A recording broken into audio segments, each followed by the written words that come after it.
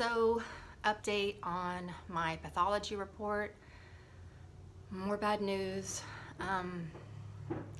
Basically, the cancer is more aggressive and has a worse prognosis than what they thought before. I have carcinosarcoma, and it's like one of the rarest, most aggressive forms of endometrial cancer, so that was bad news.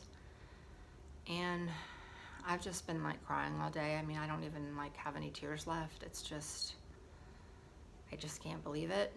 You know, they originally said that I had clear cell and that my survival was like, the survival rate was like 50%.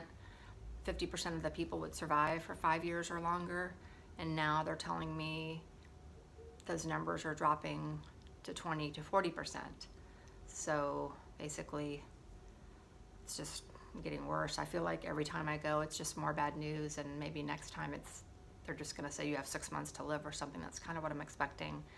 And I'm also really frustrated because they did a CT scan before my surgery, and they said, oh, everything's clear, your lungs are clear, all your organs are clear, you know, it hasn't spread.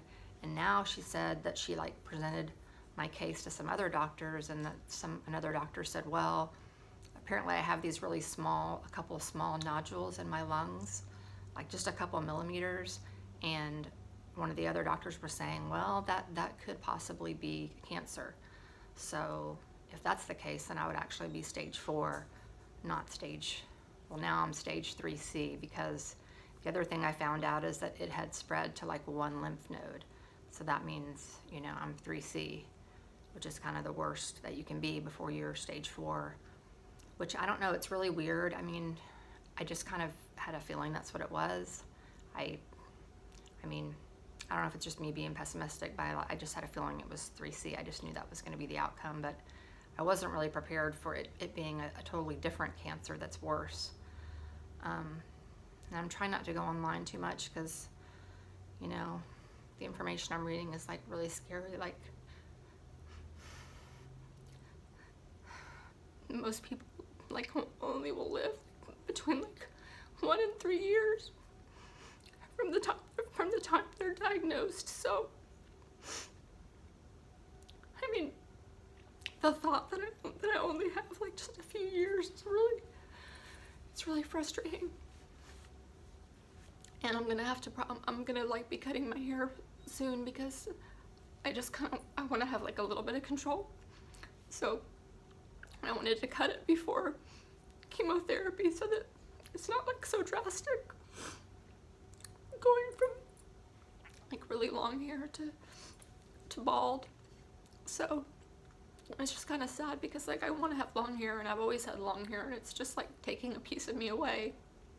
And that's also the thing. She was like, my doctor was trying to like be positive, and she said, you know, I have a patient who's lived for 11 years, and you know, she just like has to keep, you know, dealing with this and doing chemotherapy when it comes back. And because they said it's not really like if it comes back, it's more like when it comes back, because it seems like for sure it is going to come back.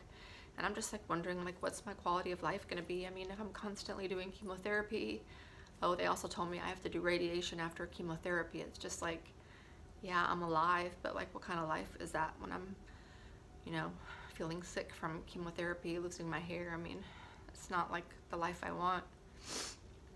So I just hope like anybody who's watching this, just like, don't put off anything. You know, if there's like a trip that you want to take, do it. You know, if you want to, if there's something important like on your bucket list, like, don't wait. And like, spend time with your kids. I don't think it's good that there's so many people that put their kids in daycare and the kids just kind of raise themselves. I mean, what if you got this kind of a horrible diagnosis and you just like hadn't spent that much time with your kids? Like, that was one thing, like, when I got married, I really wanted to make sure that I married somebody that could make enough money to where I could stay home, because I really wanted to be with my kids full time. And I don't even know what I'm even talking about. I don't even know how I got on this subject, but I guess I just want to say to like anybody watching this to like really enjoy every moment because you don't know what's gonna happen.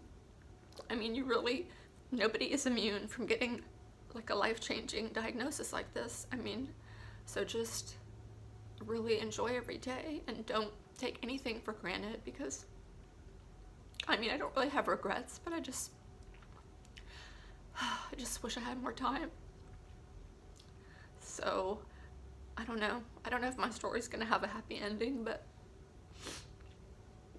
it just kind of helps me to have somebody to talk to that I can just really tell my full feelings to. So that's kind of why I'm making these videos. I'm not sure if anybody's really gonna watch them or not, but it just kind of helps me. It's like a diary kind of.